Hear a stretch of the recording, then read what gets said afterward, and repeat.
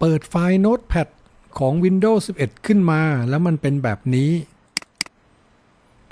มันเป็นแท็บแบบนี้นะครับน่ารำคาญมากเลยสมมุติว่าเราจะเปิดไฟล์ Notepad อะไรขึ้นมาสักอันหนึ่งเนี่ยนะครับมันจะเพิ่มแท็บขึ้นไปตรงเนี้ยไปเรื่อยๆเลยเราก็ไม่ได้อยากจะใช้ตัวเก่านี้เลยมันทำกันยังไงวิธีการเอาแท็บพวกนี้ออกนะครับอย่างแรกเลยนี่ให้เราเข้าตรงนี้ครับเข้าตรงรูปฟันเฟืองตรงนี้นะครับเปิด Notepad ขึ้นมาแล้วก็เข้าตรงฟันเฟืองตรง Setting ตรงนี้กดเข้าไปนะครับกดเข้าไปเสร็จแล้วให้เรามาดูตรงนี้ครับตรง Open File แล้วตอนนี้เขาเขียนว่าอะไรครับ Open in New Tab เราเปลี่ยนตรงนี้นะครับให้เป็น Open in New Window ตอบตรงนี้เรียบร้อยเท่านั้นครับต้องกดเซฟอะไรไหมไม่ต้องกดเซฟกลับมาแล้วเราก็ปิดไปทั้งหมดเดี๋ยวเรามาลองเปิดดูกันนะครับว่ามันจะขึ้นแท็บอย่างนี้ขึ้นมาให้เราอีกไหมเราไม่เซฟนะครับเรามาลองเปิดไฟล์ Notepad นี้ขึ้นมาสิเห็นไหมครับมีหนึ่งอันแค่นั้นเห็นไหมครับมีหนึ่งอันเนาะ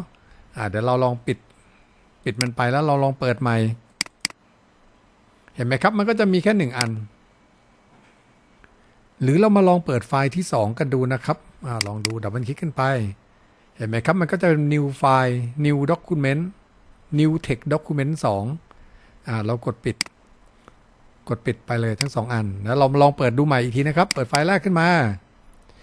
ถ้าเป็นอันเก่านะครับสมมติว่าเราปิดไปแล้วเราเปิดไฟล์ที่2ขึ้นมาเนี่ยมันจะมีแท็บแรกของไฟล์แรกอยู่เท่านี้ครับก็เป็นการปิดแท็บต่างๆของ Notepad ที่มันบันทึกไฟล์ก่อนหน้าที่เราเปิดเอาไว้ให้เราได้แล้วนะครับก็โดยการไปปิดมันนั่นเองก็คือให้มันเปิดเป็น New Window ขึ้นมานะครับไอแท็บต่างๆก็จะไม่ขึ้นมาแล้วครับก็ขอจบการรีวิวการปิดแท็บที่เคยเปิดมาแล้วของ Notepad บน Windows 11 แต่เพียงเท่านี้ครับสวัสดีครับ